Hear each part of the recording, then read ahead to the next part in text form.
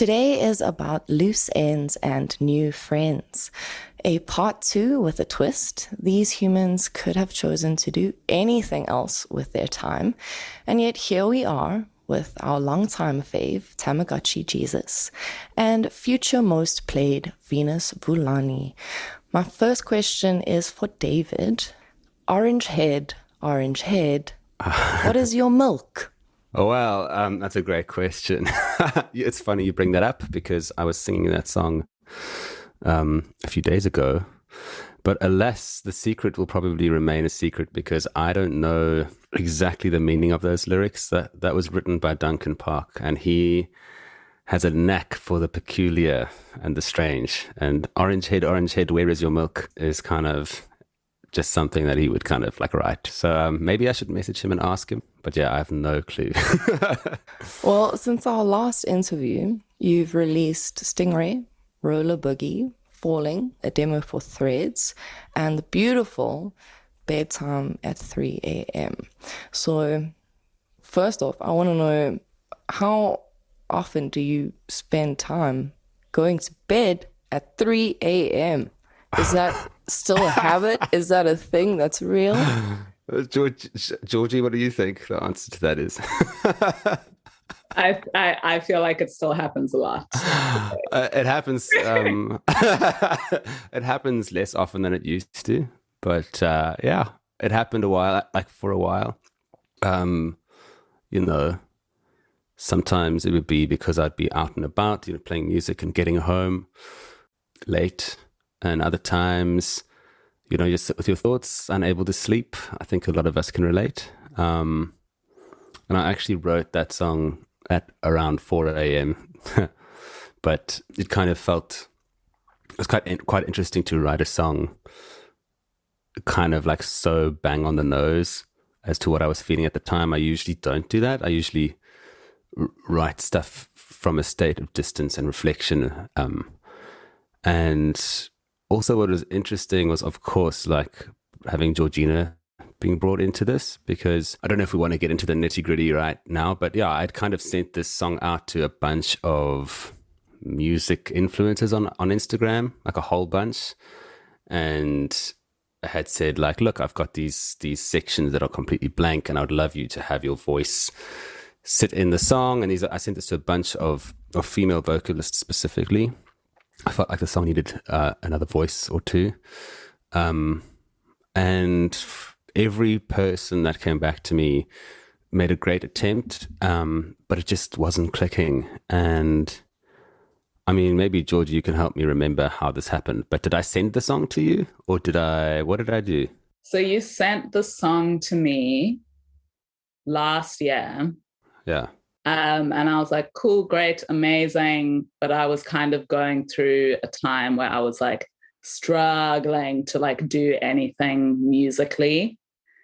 And then it was like only like maybe like 3 months ago when I decided to give it a try again. And then it just kind of like happened. And I was like, ooh, I like this. Yeah. That was amazing. Like, so basically kind of sent it to George, and I had forgotten that I had sent it to you. But also just bear in mind that George and I have been friends for a very, very fucking long time. And I kind of forgot that like George is a fucking amazing singer and also an amazing lyricist. And the main problem with all the other sort of submissions I got from people with the lyrics just didn't feel like they fit with the song. And George sent me a voice recording on WhatsApp, and it was just her singing over the song. And I was like, holy fuck, that's amazing. Just, can you send that to me? And I think within like 24 hours or 48 hours, you'd recorded the lyrics and sent them to me. And you were like, I don't know if you want to keep these lyrics or whatever. And I was just like, dude, amazing. Like it just kind of, it clicked in a way that like, yeah, I just could never have expected. And I just felt so glad it was one of my closest friends working with me, it was such a treat. The 3 a.m. narrative seems to be a common thing when it comes to, creatives and just artists in general. And obviously with you, Tamagotchi, you did mention there that you're a teacher as well. This is something that we know. How much of an impact does, or do those late nights actually have on you being a teacher? And Georgina, I mean, do you also have those late nights, you're up at like 4 a.m. or something, as an artist as well? Dave, do you want to go first? Okay, I'll go first. Since it's a very simple answer, because I'm a teacher now, I've hung up my boots. I no longer can live by those sort of those hours. So yeah, I'm more of a 6 a.m. wake up kind of guy. So go to bed at 10, wake up at 6. Every now and then I'll have a bedtime at 3 a.m. Yeah, I mean, no, I don't think I have any 3 a.m.ers anymore. When I was a student, all the time for the fun stuff, and then also just in relation to like work, I think I'm very bad at leaving things to the last minute. So all-nighters were definitely a thing. I think in terms of like making music, though, I think when you do kind of like get into a rhythm, I have kind of had like late nights due to that. And annoyingly, I kind of feel most productive in terms of making music at night. So yeah, occasionally, but not often. Did it have any effect on you, Georgina? Like, say, for example, you're up all night, you're having like a music session, you're creating something, and obviously you end up sleeping late. Did it have like any sort of impact on your day? Well, I mean, I can definitely say that when I'm like excited about it and I'm like, oof, this is cool. It like I struggle to go to sleep like in the moment. But in terms of my day, I mean, I feel like I'm tired, like always. I can sleep late pretty much at any time, whether I go to bed at 3 a.m. or not. So, yeah. That's actually wild because I also sometimes feel like, the earlier I sleep, the more tired I am the next day. So I don't know if it's just a me thing, but it's very odd. That's so true. It's like the more sleep you get, the more tired you get sometimes, I guess, when it's like an excessive amount, like, I don't know, like 10 hours, then you're just exhausted, but yeah, still worth it. Yeah. Yeah, it's wild. Meegs. Georgina, do you typically write the way you wrote for bedtime at 3 a.m. or is that more of an exception to be on a track that's already sort of fleshed out? Yeah, I think, I mean, in my like limited experience so far, I find it a lot easier to kind of write when there is already at least like a skeleton of a track or an instrumental. So I did find it like really easy to write to 3 a.m. because it was already kind of all fleshed out. And for kind of my single, it was the same. Like I had never produced a song and then kind of did my first one. And I was like, whoa, okay, cool. This is actually going to help me write more because I always kind of found it hard to write without kind of like a backing track there already.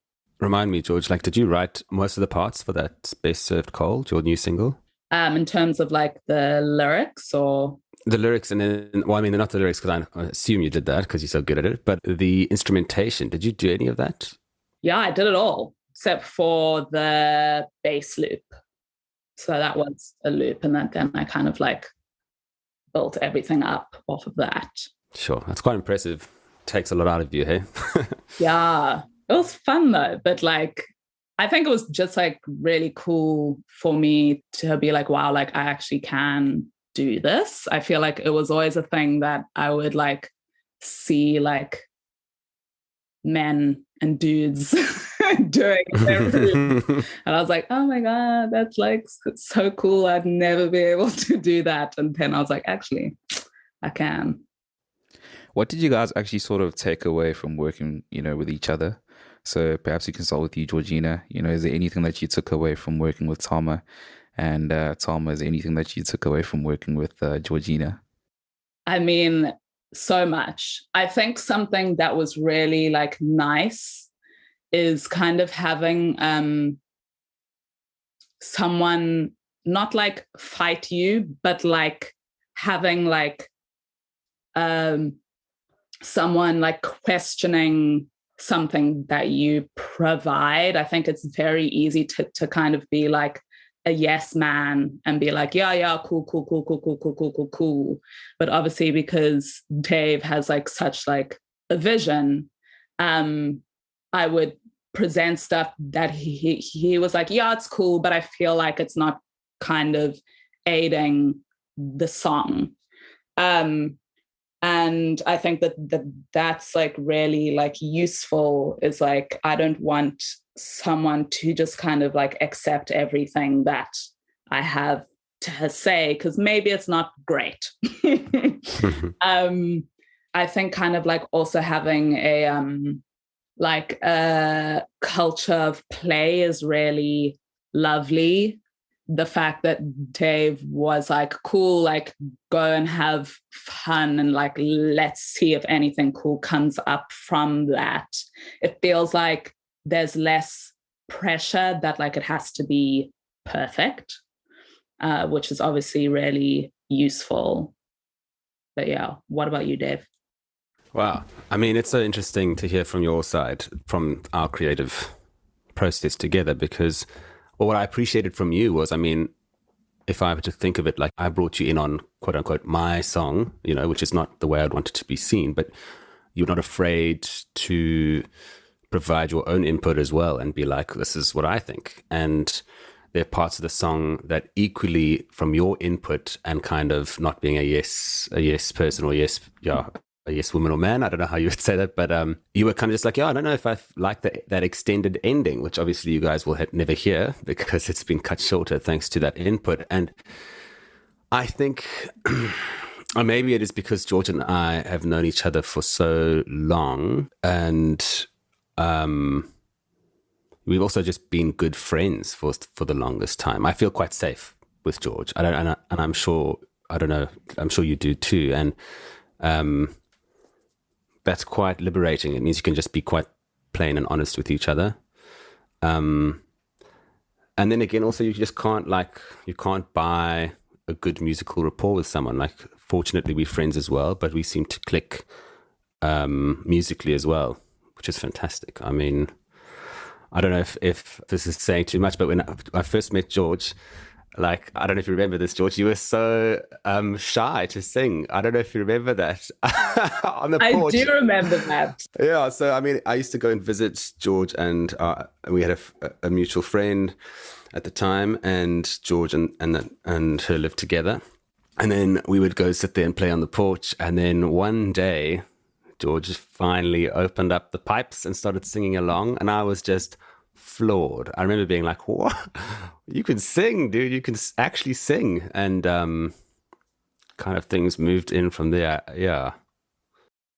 Yeah, I mean, I feel like I've kind of been that person in terms of singing until very recently, probably like until 2020, end of 2020. Yeah, I mean, even now, I think if someone were to be like, sing for me, I'd be like, But I think like gaining confidence has been like a huge thing, and producing has really like helped that as well. But yeah, I remember exactly when you're talking about it, I'd be like, oh my gosh, like I want to sing, but like, Well, I'm so glad you did. Just like a little follow-up to that there, before I pass on to Meagan, while we're still on this particular point, you mentioned there, Georgina, that, till the end of maybe 2020, that's when, sort of like, the switch sort of came on type thing. What is it that changed? You obviously mentioned production sort of helping. Is there anything else that maybe, factored into the fact that, you started being a little more comfortable with singing and just showing that, you're a good vocalist? Yeah, I mean, I think it was a few things. I think lockdown in 2020 really like, I mean, we all went through the most, and I had to like kind of like question like, okay, like how am I really going to kind of make my like life worth living in like a weird way. And I knew it was kind of something I'd always wanted to do, but didn't really have the courage to pursue. And then at the end of 2020, I enrolled to do a diploma at ICMP. It's a contemporary music school in London.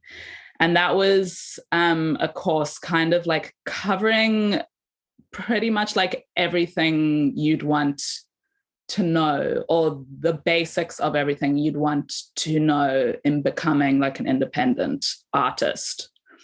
And that included kind of performing as well.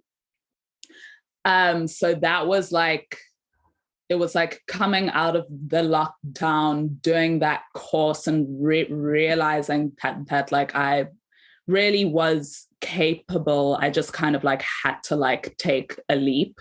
Yeah, so it was a process, but it was really that kind of like pushed me to make it a real thing.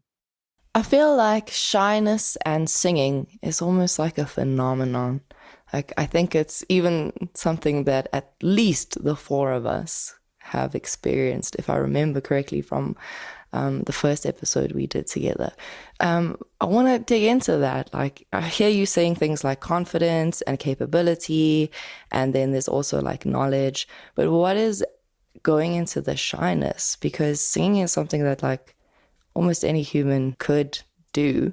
And, you know, do we have to be good at singing to sing, kind of thing? Yeah, that's a great question. I think, no, you don't have to be great to sing at all, but it's extremely vulnerable. Like, it literally, like, it feels like you're just like getting undressed in front of everyone and like, hey. And yeah, and I think like, I don't know, especially like when you like care a lot about it and you want to kind of like be the best that you can be, it doesn't feel casual when maybe it should be. So like in a setting where me and Dave and a friend were kind of, you know, having a jam, even though it should feel like super like casual, I trust these people, they're my friends. Like, I was like, but like, I care and like, I want to do the best I can, as well as I want other people to kind of, you know, appreciate and be like impressed by my abilities as well. I think like, I think that there is like pressure because like everyone can sing. Not everyone can sing amazingly, but the people who can, like everyone is always in like such awe. It's like there's like a pressure to kind of be at that level always. I don't know if you guys agree, but that's kind of, yeah. Yeah, I mean, from my perspective, I always get, as a music teacher, and this is with guitar as well, with singing, and my students will be like, oh, well, you know, so you're so good and like you're so amazing, and, you know, I'm not that good, or I wasn't born with that talent. And I think when it comes to singing especially, that feels like, just on a very base level, like such an organic thing that we do or should be doing. I think of group singing, I think of the joy of just singing, but some things have changed, as Georgie was saying, like the way we look at singing now is with such prestige. You know, we got like Britain's Got Talent and Idols and all that stuff, and there is such a pressure then that is loaded in there where it hamstrings people from just feeling comfortable just to sing and not really give a shit about how it sounds. I feel fortunate that as a musician, I've broken through that fear, and I've had so much joy for having that sort of barrier broken down slowly but surely. But it was a huge struggle and took a lot of work, and not everyone gets there, and it's sad in a way. I was fortunate enough to go to a school where group singing was part of every assembly and stuff, and those kind of things are becoming less and less frequent, especially with us using our voices. So maybe, I think it is tough. As you say, we've probably all experienced that. I think we've all been performers, and we've all felt that anxiety and that idea of standing up naked and just being like, look at me now, that vulnerability. It's terrifying. But at the moment, I would say that now I feel very comfortable standing out there completely naked and saying, look at me now. I kind of enjoy that feeling. So anyone listening who feels nervous about singing, there's no real formula I can give you, but it's important to understand that we've all been there, and the more you do it, the less terrifying it will feel, and who knows, maybe it'll start giving you a rush. You guys mentioned a lot of things there. You obviously mentioned Tama, you mentioned things like Britain's Got Talent and Idols and such, and they obviously have their own criteria when it comes to judging, like what a good singer is. And obviously your students probably have their own criteria in judging. They obviously tell you, they compliment you, they say you're really good. And obviously Georgina also mentioned as well, like people that are good singers and people that aren't so good singers, but they're still, able to express themselves and sing. So it obviously seems like it's a very subjective sort of thing. You'll get different opinions from different people. So basically, what would you guys sort of say a good singer is? Like, what would a good singer need to sound like? What would they need to have? Yeah, I mean, that's a really good question. And I don't know if I could I don't know. I guess a good singer, there's a bunch of criteria, and I suppose it depends on the listener as to what feels important to them. So one could be technique, kind of what areas of their voice they can actually access, whether they like to use their full range, or if they're known mostly for using kind of one part of their voice. Another is how they actually perform.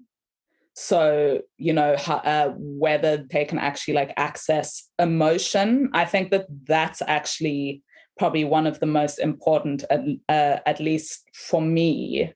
When I kind of listen to a song, it's about whether it actually evokes a feeling within me as a listener. And then I mean, I think these are quite technical, but also health, whether you're actually singing in a healthy way, and whether that kind of allows you to sing for a long time. So you kind of have a long career because of it. Yeah, I don't know. I guess I think it's very broad, and people are obviously going to, have their own opinions about what they actually enjoy. I also think as time kind of goes on, there's kind of a style thing that happens as well. So different styles become popular, and people tend to kind of sing in those styles because of it. So an obvious one is kind of the indie girl, I don't know. That was bang on. Indie girl, kind of vibe that I feel people really were just fucking loving. And then also the breathy Billie Eilish kind of vibe. And then obviously you get the crazy ones classic Ariana Grande and Christina Aguilera, who just fucking let loose, and you're oh my God.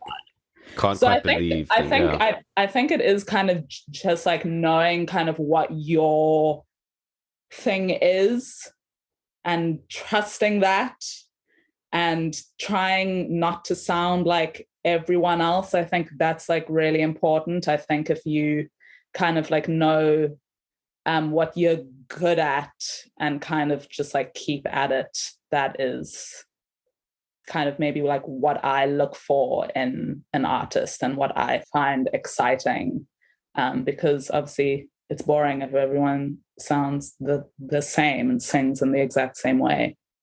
So that was a really long answer, which I don't even know if I answered the question. You nailed it. You nailed it. It was perfect. And I love the example as well. That indie girl example was killer. It was amazing. Told you she's got the pipes, eh? Natural. I was there. I was invested already. I mean, I don't know if you want me to add to that because it was pretty bang on. I think I can just only confirm what George said. Like, I can only show you what draws me in as an artist, because it is so subjective, and it's also what works for you. I mean, there's some people that love opera for its technicality and it evokes emotion. It doesn't work for me, but it's because I haven't been invested in that space. So with Georgie, I also get invested with people who have a performativity to their voice, where it doesn't even have to be a good, scare quotes, like a technical voice. It just has to have authenticity, whatever that means, and an element of performativity that draws me into the emotion. That always sucks me in. Like if I feel like this performer is there and they're just totally involved in that performative moment. There's nothing more sort of attractive to me. Those artists, just as a brief follow up to that, those musicians, it's mainly the hip hop guys that utilize this excessive auto tune in their music. Would we consider those people good vocalists despite using things like auto tune? Because this also reminds me of a couple of artists. Like a while back, there used to be one or two hip hop artists that used to come through and record, and I would always use auto tune more as a tool to sort of iron out any creases, so it wouldn't be present, as excessive as it is for the hip hop artists, but it would just be there to sort of just, as I say, iron out creases and such. But then for those hip hop artists that utilize, say for example, someone like Young Thug or something, who utilizes a lot of that auto tune, would you consider people that go for that sort of style, people that are actually good? Would you reckon that those people are good at singing or would be considered as vocalists as well? It's a good question, and I think it's quite a controversial topic, I suppose, in the music game. But I used to be myself a little bit more skeptical of auto-tune. But again, also for the listeners out there who might not know about auto-tune, we have auto-tune that you hear in like a Kanye West single where it sounds like a robot voice. That's auto-tune, but there's also auto-tune that you might not even hear on like a Celine Dion track that has just tuned those slight pitchy notes back down to their sort of the correct pitch, and that is stuff that we can't really hear is being done. So we all use it. I've even had auto-tune in like my older singles, like way back when, like auto-tune on my voice to just fix maybe some human error, and so that I don't have to do like a bajillion takes and destroy the voice. I think someone like Young Thug, you say, who uses a lot of auto-tune, I actually don't think it's a bad thing. It doesn't make them a bad performer. They might not have the same technical skills that Ariana Grande has, but in terms of what they're providing for a listener, for the audience, I mean, if it works on a performative level, if it counts as music to me, that counts. I've become a lot less sort of critical of that kind of thing. I think it's actually it works. It works, and I'm all for it. Yeah, agreed. I think it all depends on the style of the song, and whether it like serves what the song is. And yeah, I think like people don't realize it, but auto-tune is pretty much probably used on every single song that you listen to, because yeah, it's just there to kind of like iron out anything that needs a bit of ironing, pretty much. I would like to add, George, that your single your tracks you sent to me didn't have any auto-tune on. You nailed it, dude. Pitch perfect, baby. Thank you. I think, yeah, it's used more than you think, and if it aids the song, then, you know, it's a vibe. Something I want to touch on is something that David, you said earlier about your students saying that they weren't born with that talent. What do you say in response to that kind of attitude towards creativity and art? I do have a response that I just tell them a story about using myself as an example, because if they're looking at me and saying, wow, sir, you are so good and you're born with that talent, I need to use myself as an example, because when I started singing, I didn't really know how to properly. I mean, after my voice broke, it was chaos in there in my voice. Like I couldn't find the notes. When I had prepubescent angelic voice, it was easy. I felt confident. I knew that voice. And then I got given a new one and I didn't know how to use it. And that being said, I still plowed through with teenage confidence into a live performance scene. And I would have people come up to me and say, like, your bands are great, you know, your band's good, you guys just need a new vocalist. And that was, someone said that to my face, and I remember being like, but I'm the lead singer, you know, like, and it crushed me.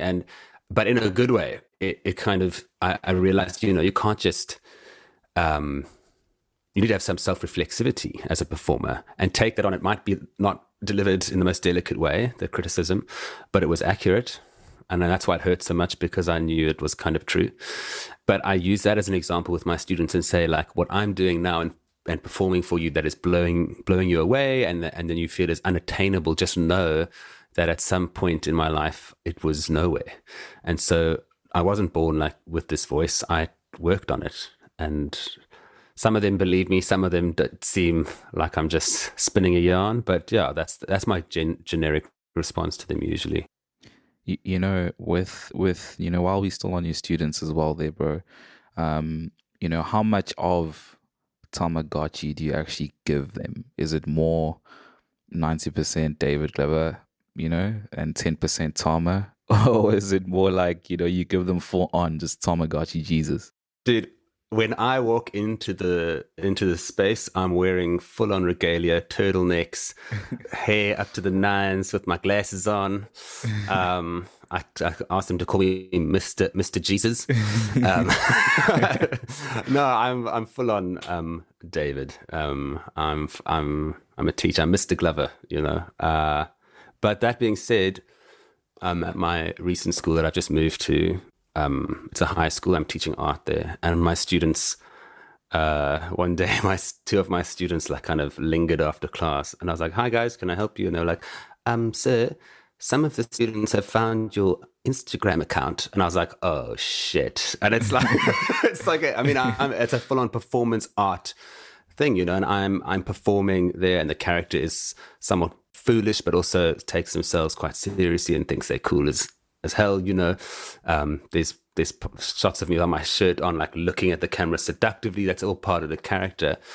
Fortunately, you know, these are art students, and I used it as a teaching moment to be like, you know, let's talk about what performance art is. Let's have a look, you know, because you need to understand that's not Mr. Glover that is standing before you, you know, right now. That is a character. Whether they understood the complexity of that, I don't know. And I was kind of concerned at first because you know, you don't want to have to feel like you have to censor your creative output just because you're a teacher. I know we have to be role models and stuff, but I also think that it's important to be honest and truthful with our creative output. They're teenagers. They're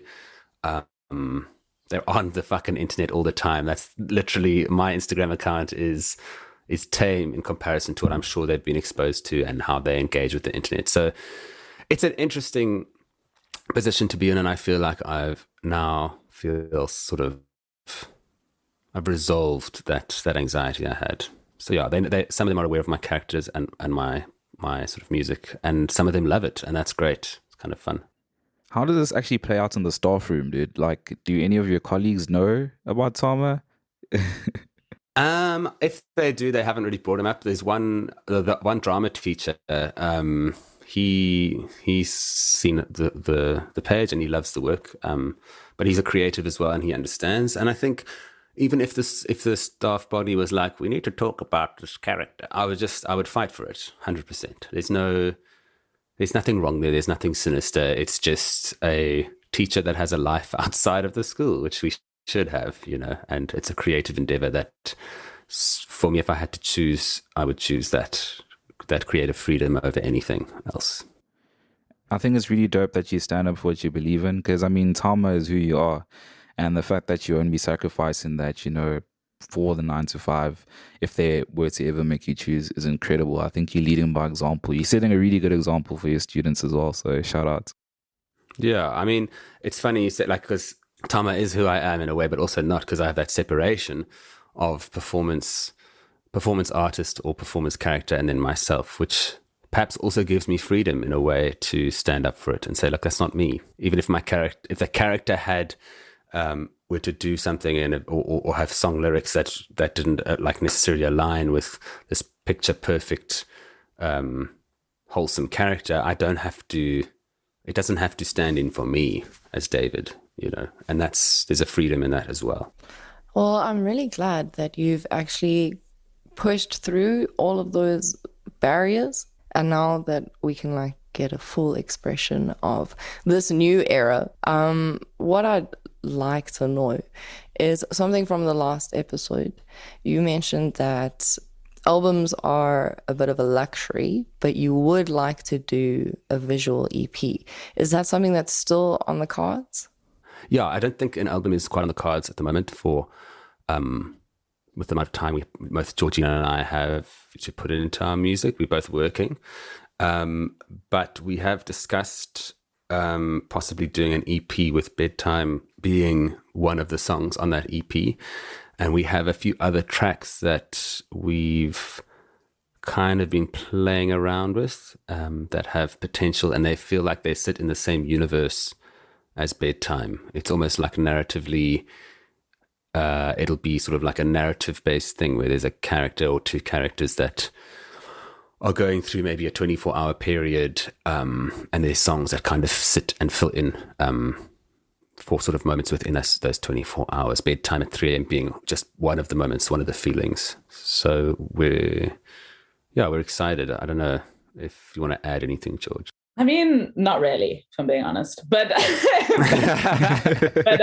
yeah, we're definitely in the works for a music video for Bedtime. Oh, yeah. There's hoping that'll go smoothly.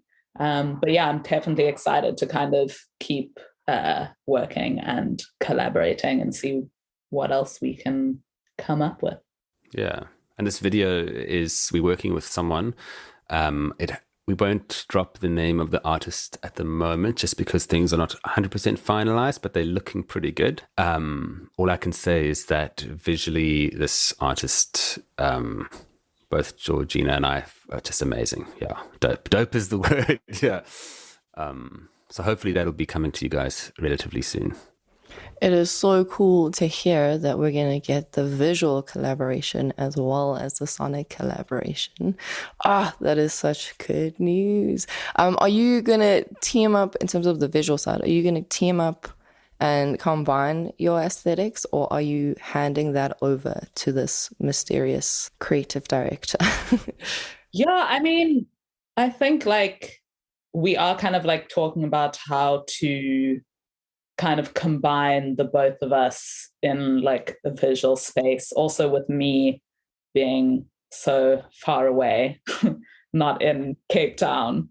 So yeah, we're definitely working on ways around kind of making it feel like we're both present, even though I won't be physically. We're kind of coming up with fun, creative ways to to work through that. Yeah. You know, just a brief follow up to that there as well, in that we obviously know that David has Tama. We know that now Georgina also has then, you know, Venus Vulani. So we know the difference between David and Tama. Obviously, Dave is the teacher, stand-up guy, you know, and then obviously Tama, the creative artist, amazing artist. And then Georgina, is there any difference, you know, when it comes to you and obviously Venus Vulani? Yeah, I mean, I think I'm right at like the beginning of my journey with Venus. But I think that kind of like character-wise, personality-wise, we are quite different. I think I can be quite like, I don't want to say like on the back foot, but like not really super like outspoken. And I can be quite maybe sometimes like awkward. But Venus is very much front-footed. She, I think, is quite like confrontational. She's kind of not really like scared about saying what she thinks, which I think has been great because I'm so not like that. I've really like kind of like filtered everything that maybe like I've wanted to say or wanted to speak about and own kind of through her, which has been really cool. I've never spoken to you about this, George, of course, but like when you are channeling sort of Venus, when you're writing, or even when you're channeling Venus, like I was watching your music video today, Best Served Cold, people go watch it. It's damn good. I was watching a performance there and I was listening to the lyrics again, and for some reason it was just clicked a bit more. Not that I hadn't been sort of engaging with it prior, but does it feel like when you're in that character or channeling Venus, do you feel like it's still a part of you? It's like that part of you that is maybe so deeply layered and protected through security blankets, or those feel like, does it feel like it just creates this kind of channel for you to let it's still you, but like kind of coming out, and it feels more like safe to do so? 100%. I think myself as a person, I've always been like kind of like scared to be confrontational, or like scared to kind of like access parts of myself out of fear that it will be rejected or judged or come across like too strong. Kind of her energy and her personality is definitely like just a part of myself that I'm kind of like channeling through her. And obviously it feels easier because there is kind of a bit of like a barrier between her and me. So it is kind of like a safer way to express me as a whole. So it's kind of like contradictory in that way, as in it is like all me, but there's still like a safety of like, there's a difference between us as well. Thank you for actually asking that there, Dave, bro, because that was going to sort of be my follow-up. But in asking your question, I got the answer I was looking for. I was going to ask if the moniker actually makes it easier, you know, for an artist to express themselves and sort of, you know, express whatever it is that they maybe feel like they can't express when, you know, they're utilizing their own sort of, you know, name and such. So basically, if you know, if Georgina, if you didn't decide to, you know, become Venus Vulani, we wouldn't be getting the same kind of expression that we sort of get, you know, through the music that you're making right now. Yeah, I think so. I think it wouldn't feel as easy. Yeah, it wouldn't feel like as like clear in terms of like what Venus's kind of character is, because it would still feel so connected to me. And so like there was a time when I was just going to use my own name, but it just didn't really feel like appropriate for a few reasons, but I definitely think that that was one of them. This is so interesting because we've had a few artists like Ava Like Lava and Loveboy and his imaginary friends who really lean into the character as an accompaniment to the sound, and you two have a similar experience. And then we have another school of thought coming from people like New Edison, who are more about the authenticity and showing things and being vulnerable by being real in their theory of it. How do you manage a demand for authenticity and still maintain this person suit that you've created? May I respond to that one just quick? Because firstly, I love New Edison, like someone I've had my eye on for a while.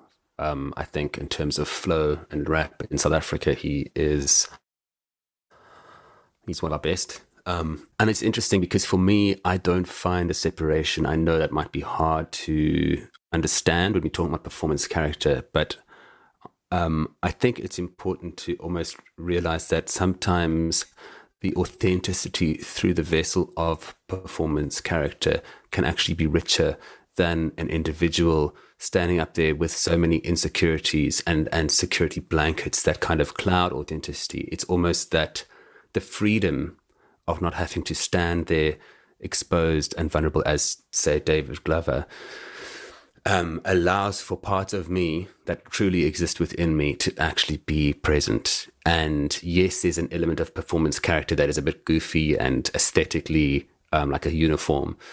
But I would say the reason I love this character so much and would fight for it so much is because actually it feels so authentic to me.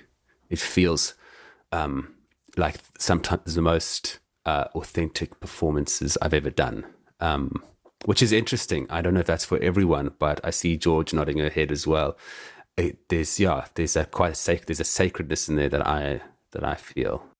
Yeah, I definitely agree. I think almost having that character allows me to be more authentic than if it was just me, because I'm allowed that freedom to fully express, as opposed to being held back by maybe, oh, am I going to get judged as Georgina?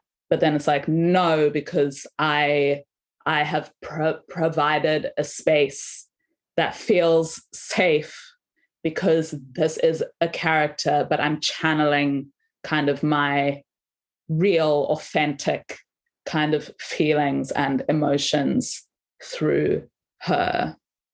Makes a lot of sense. Those are actually very brilliant answers there. You could not have asked for any better insights. Sweet. So what I want to jump into is obviously the origin story of Georgina, because you obviously have the legend of Makanda, we have some background insights on. So from my understanding, Georgina, you're out in the UK. When did you sort of move there? Or why did you move to the UK as well? Yeah, so I moved over in 2018. I just finished studying. I'd finished my ons at Rhodes in Makanda. And my family were actually living in Edinburgh in Scotland. They'd been there for like 3 years at that point. So I moved over. I always knew I wanted to try living somewhere else. The UK made sense because they were here, and obviously English. I'm terrible at languages, so like that, it just had to be an option. It had to be an English-speaking spot. But also I have ancestry here, so it made it easier to move over.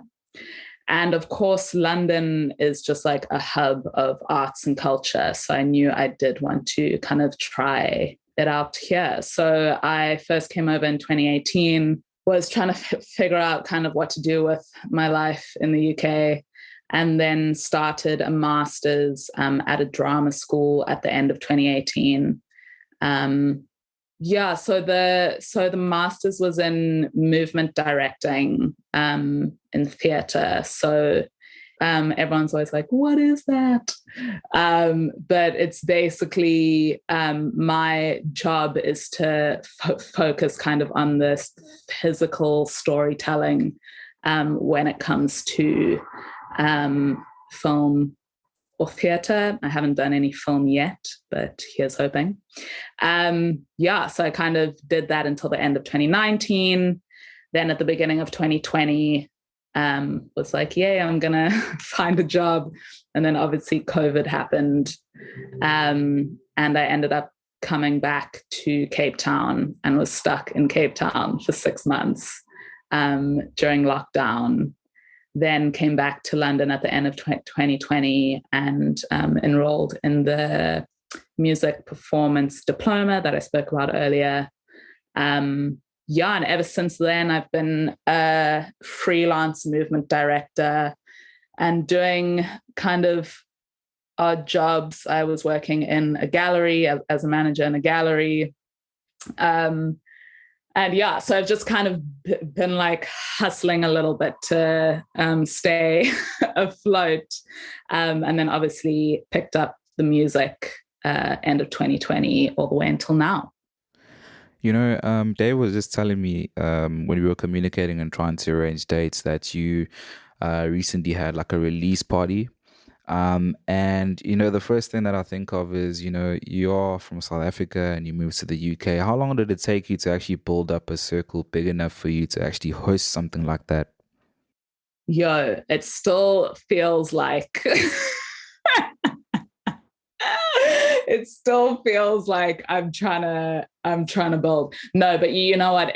It took like a good 2 years at least to kind of feel like I had a community. And with that being said, 98% of that community is South African. So at this release party, there were, I think, maybe 2 British people. To be fair, it wasn't huge. So there were probably 15 people and, people coming and going. But there were probably a tiny amount were British. So everyone else is South African. But it was fucking hard. Moving to a new place, even though it's the UK and everyone speaks English, there are cultural differences and things that you really have to acclimatize to. And London also being such a huge place, it seems like it would be easy to kind of make friends, but I think it's almost harder, being in Makanda for so long. I mean, it's so tiny. It was very easy to kind of find your people and really become comfortable in that space. And it was very daunting to move to London and try to find my place here. I'm still trying.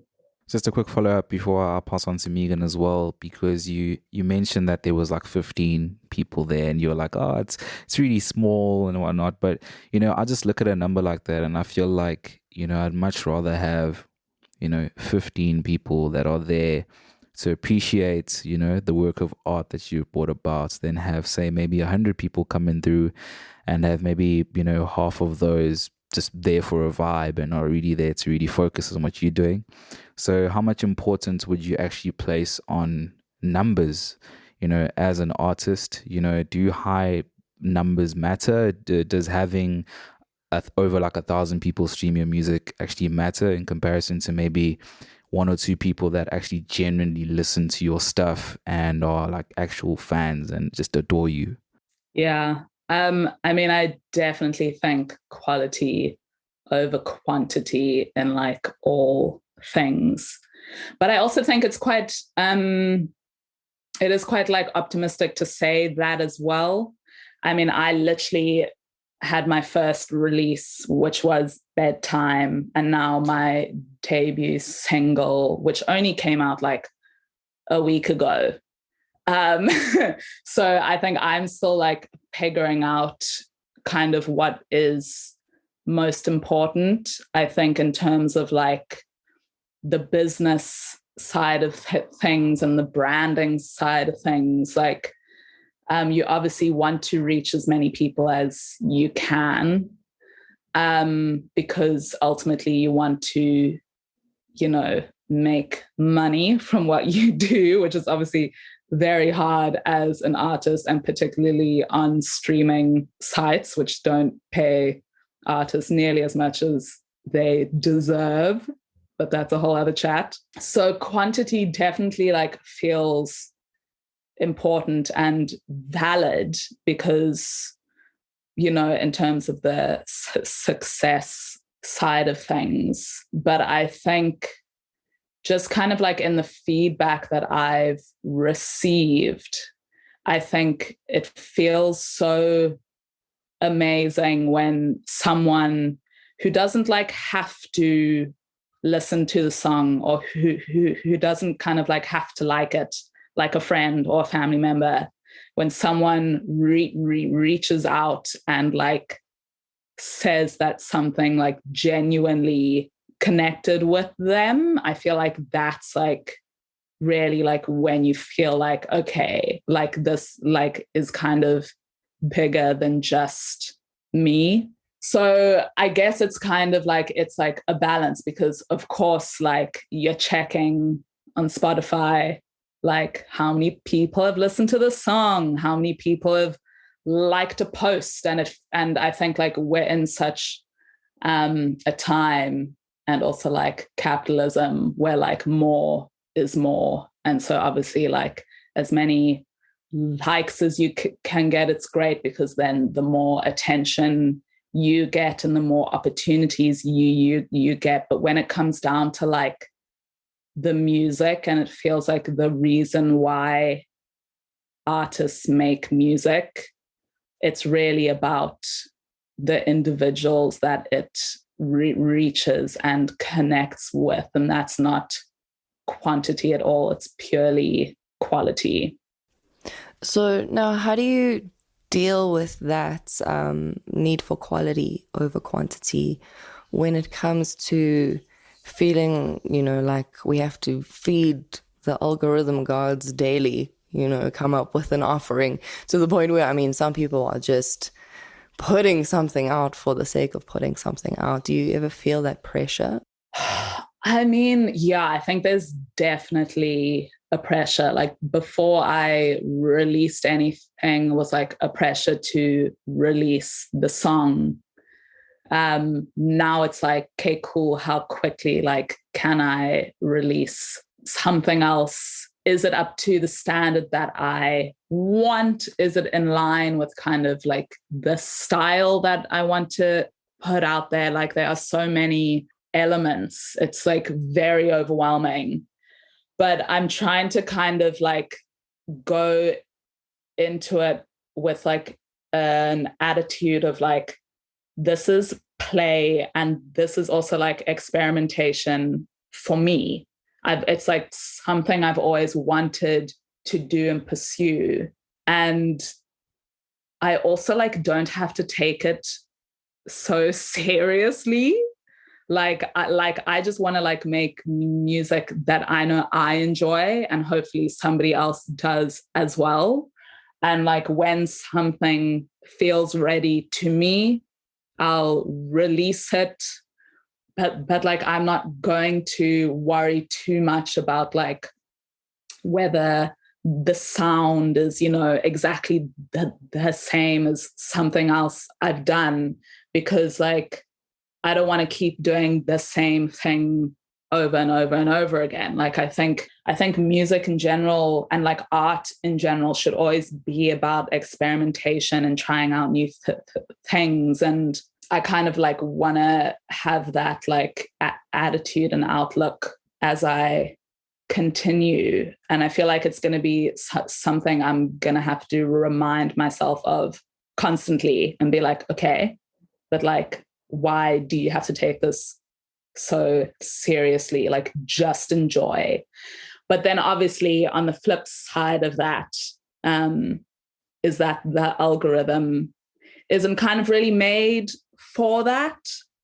I feel like even with like genres and stuff, like I honestly struggle so much with being like, oh, I think this is like indie pop or neo soul, or trying to like put something into a box I find so frustrating. But of course, when you kind of upload a song, everyone's like, cool, so what is the genre? Like, you always have to like name exactly what is going on. And I'm like, yo, I don't know, I'm just gonna pick one and hopefully it works. Like, and also I genuinely feel everyone has a different interpretation of genres. Like, people like, I don't know, like it's not so black and white. With that genre thing, George, I feel the same way. One of my biggest anxieties, okay, not really, but one of the things is when we're uploading a song on Spotify, you have to kind of go through this process of like, what language is it in? Is there swearing in it? What genre is it? And it gives you this whole like little, you click on the little arrow and it like pops up all the different genres they offer. And I'm like, I don't know what fucking music this is. And you just try. But there is something in, and I've had this approach with genre throughout my whole music career. It's like, I don't like the boxes of genre, like being boxed in. That's nothing new. I mean, other artists have said it before, but if you want to play and have fun, you should never feel that genres are out of reach. You know, there's some people that get completely confined by genre. And if I look back to all my songs I've written, they tend to be quite different, and that's kind of fun. And I think that pressure that George was talking about, we've all felt that pressure to, is it the right style, or I just released a song, what's next? You know, I think that pressure is probably something all musicians or artists have felt. And I think, to add to what George is saying, it's just good to have a healthy relationship with that pressure. For example, this, I haven't put it on my socials or anything, but I've decided to release a track once a month for 12 months. I think Bedtime is the third one of those. And it's either releasing old tracks that haven't been put on Spotify, or it's like making a new track. And that's my approach to like pleasing the algorithm, but in a fun way where there's play and also less pressure. So because it's only a month, you can't actually be like, oh no, it's not perfect. You just got to put it out there. And I'm curious to see what comes of that. And that like, oh no, it's not perfect. It's like so bad. Like for this first track, I did like 50 versions of the same song with like a George, tiny like and it's like, it's just... I remember you used to send me like different tracks. You're like, what do you like, this one or this one or this one? And I'd be like, what's the difference? I can't even hear it. But it's just like, there's something like really like great though about like when you do release, it's just like there's like a surrender, and you're like, even if it's not fucking perfect, who cares? Like, as long as like the like essentials or the essence of the song is that there, and like what you wanted to bring across is there. Like, it doesn't have to be perfect, because actually it probably never will be. Like, the more like you like tweak and like there's always going to be something you can change.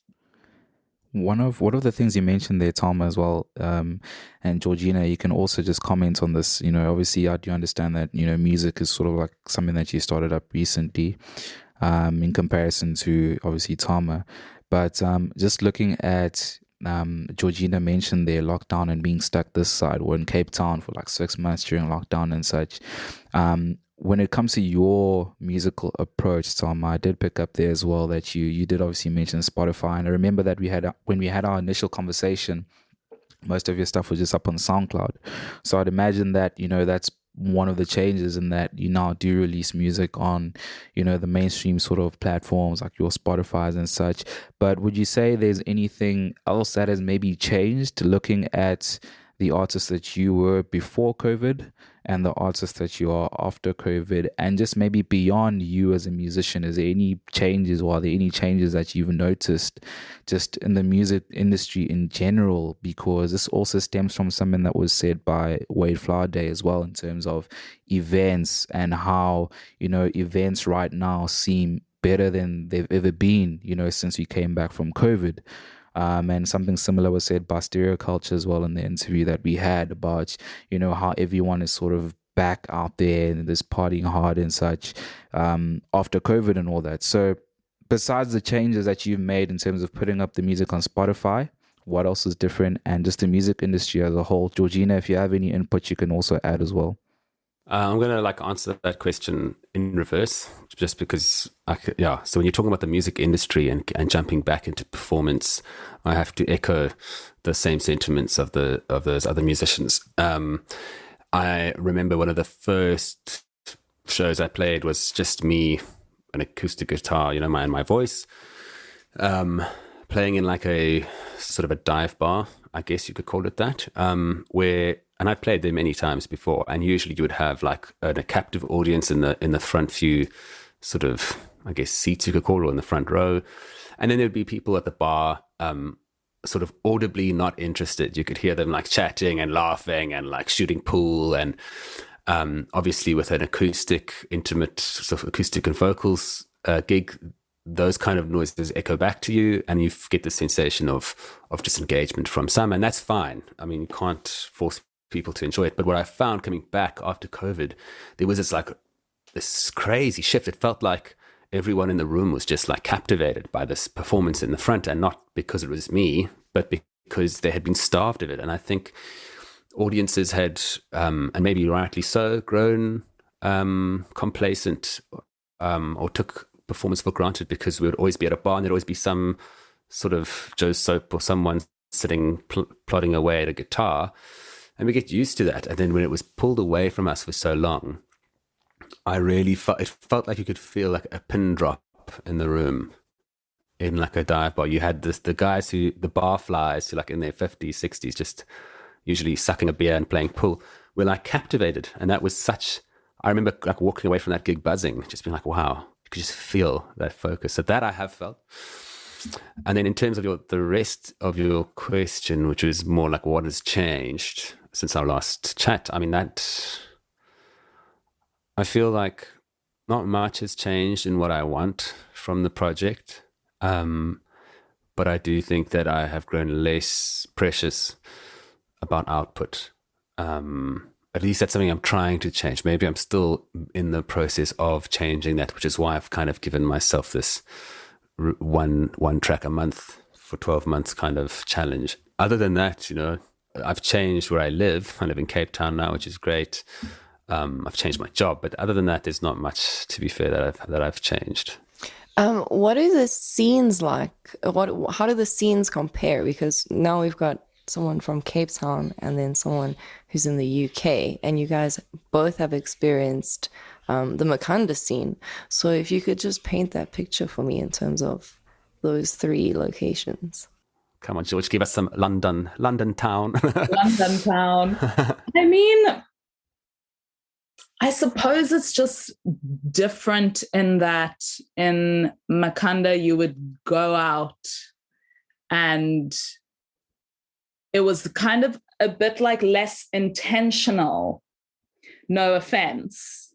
But because I mean, I suppose like the longer you were there, I mean, I don't know if Dave has ever said, but like I used to be like such a fangirl of like his bands in Makanda, and like so. But in the beginning, it kind of like, it wasn't like intentional. It's like you would go out and a band would be playing and it'll be like, oh, cool, amazing. Like, let's go and see what's going on. But in London, because it's so big, like you have to be very like intentional about your plans.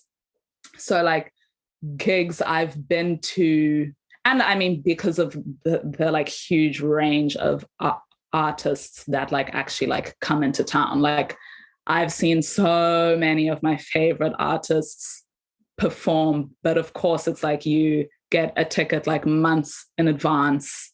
And it's very much like about going to see the artist and the music that you love, where it was kind of just like always around in Grahamstown, even if you didn't want to listen to it, which obviously you always would. Yeah. What about you, Dave? Well, I mean, I haven't been in Cape Town long. It's been a few months, but I must say, man, I stepped into Cape Town kind of without much money in my back pocket and without a guaranteed. Well, I had a job for like 6 months lined up, and I didn't have a place to stay for the first month. So I was just like hopping from couch to couch, which, I mean, people won't know this about me, but I am quite a homebody. Like, I'm actually someone who quite likes their home space. And I was just like going out and meeting new people and being like, hi, I'm Dave. I don't have a place to sleep tonight. And then someone would be like, you can stay with us, you know? And it was such a liberating, different experience, to the point where it kind of I felt like I was glowing all the time. And what I did realize was, echoing what George said, is you do kind of have to plan ahead. You know, every event it's all online now, which is great for the musicians, but you have to like buy your ticket, you have to plan at least a little bit ahead. Yeah, but also, I mean, it's Cape Town. It's one of the biggest cities in South Africa, and it's got the big pull of the arts. There are lots of foreign people coming in and out on holiday, so it's like that whole tourism vibe. So as a performer, it's great. And there's also like, I remember going to a songwriters showcase on the second night I was in Cape Town, and I felt like I had to go and participate just to kind of like almost feel grounded to the space. I feel like often when I move places, I need to actually play in a space to feel grounded. It sounds ridiculous, but that really is a thing. And I remember seeing at the songwriters showcase, everyone's allowed to play 2 songs, which was great. You get to see a lot of different people playing, but I was just blown away at the standard of each musician. But what was also great was I kind of quietly knew to myself, I was like, actually, I do belong here. Like, I felt like I could cut it, you know, and sort of roll here. And that was such an amazing feeling. I felt like I was in the right place. Just a very interesting point, in that both of you have obviously now left Makhanda, right? And what Georgina was saying, it almost sounded like, correct me if I'm wrong here, it almost sounded like with the amount of like music and band activity or whatever that goes on in Makhanda, that sort of wow factor sort of fades away after some time. I don't know if I'm wrong in saying that, but you know, partially, what would you guys say, maybe if there are any issues or anything that maybe can be improved upon when we're looking at Makhanda as a place where maybe creatives could probably thrive and maybe decide that they could stay there and actually, you know, be successful musicians and such? Is there anything that Makhanda as a scene now could maybe do to improve and maybe support their own to a point where they feel like, I don't need to go to Cape Town, you know, to achieve certain things as a musician, or I don't need to go to the UK, for example? I don't think that the wow factor kind of goes away. And I say like I was a fan girl because like every time Dave or, you know, another band was playing, I was there and I enjoyed it just as much as I did the first time. And yeah, I don't know. I mean, I can't speak from a performance perspective because I didn't kind of perform there in terms of music stuff. But yeah, what can you kind of say to that, Dave? Yeah, I mean, I think it's important for me to clarify as well that these are 2 people here, George and I, who have lived there before and lived a long time there. And it's our experience of the space. So for me, yes, I wanted to move, but that's my engagement with the space. I lived there for over 2 decades. And I would argue that any music or artistic hubbub, which Makhanda is, has its ups and downs. where sometimes it feels like things are exciting and thriving and other times not. For me, I had just run my course there. I had been there, done that. And I think I personally needed a change, not so much that Makanda might be sick and dying in the music scene. I can't speak to that at all, because I also don't think it's the case. I've got some friends who are still there, who are still making music and doing exciting things. But then again, it's funny, like it's only been 4 or 5 months and I already feel like I can't even be a voice on the matter because I'm just like too far removed. But yeah, I mean, Makanda's done such wonderful things for me. And I think I would not be where I am today musically without the nurturing nature of that town. Because certainly if I'd started out maybe in Cape Town, I probably would have been gobbled up and spat out. I think also because, it is so student driven. There are always new people coming through the town. So there's always kind of like fresh talent around. So I don't really think it gets very stagnant in terms of music and arts in general, because it is also like such an artistic place. Like the National Arts Fest is there, and it does just like have like so much to offer. But then at the same time, I think a good thing to point out is that it is really, really small.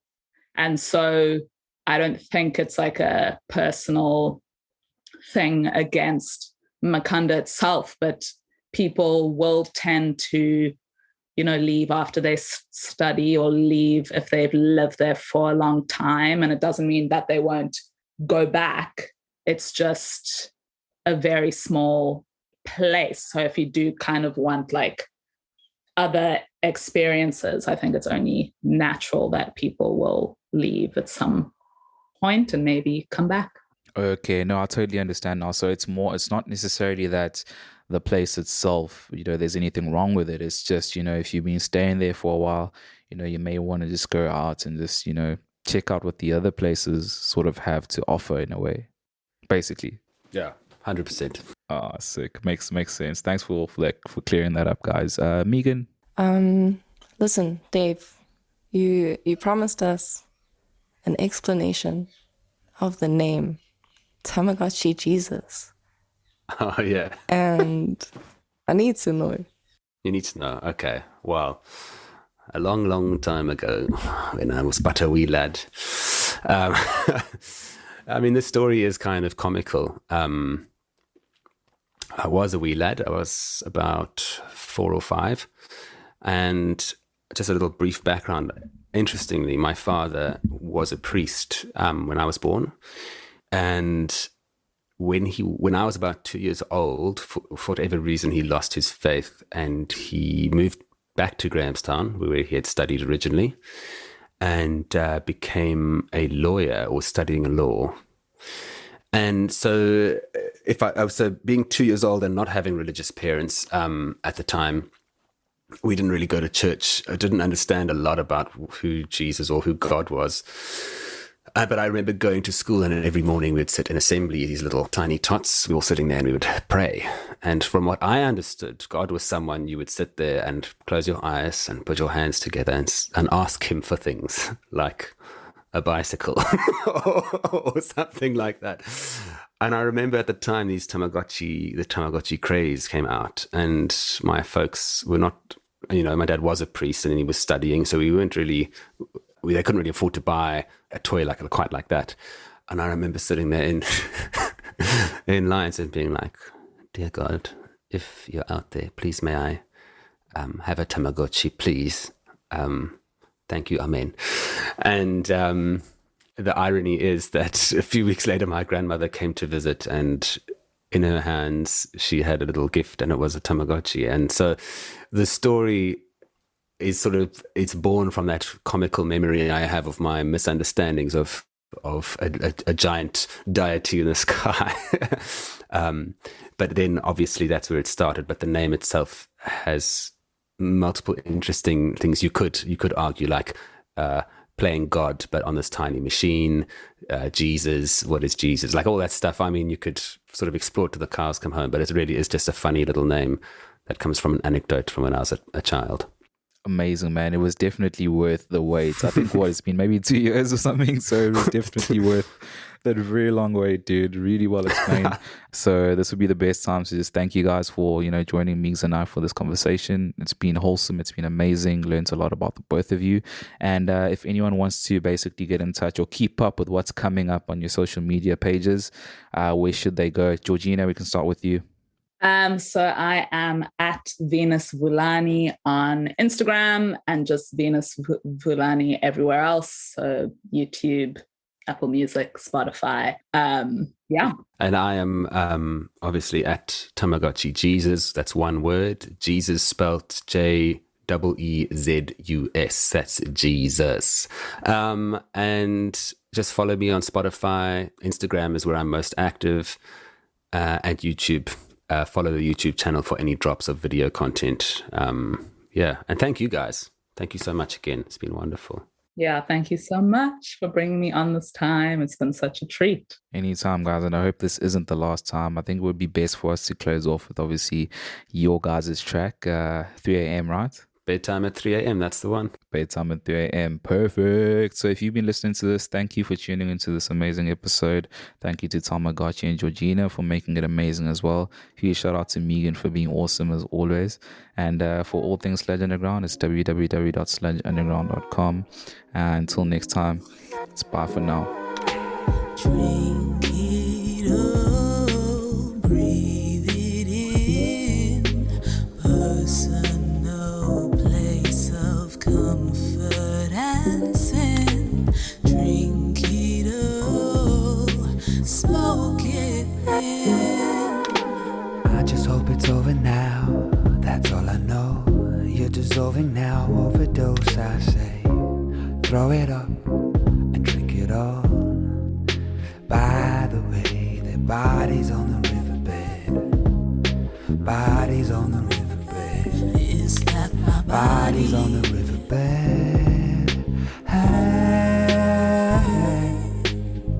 My head is falling, my face is melting. What is happening? My feet are slipping. Can't stand no more from this state I'm in. Sometimes I feel like my heart's gonna stop when I'm 35. And my friends all think I'm joking, my doctor thinks I'm fine. Well, I know it's not the way that I planned that shit to go. I know. I planned that shit to go. My head is falling, my face is melting. What is happening? This is premature, but I just can't anymore.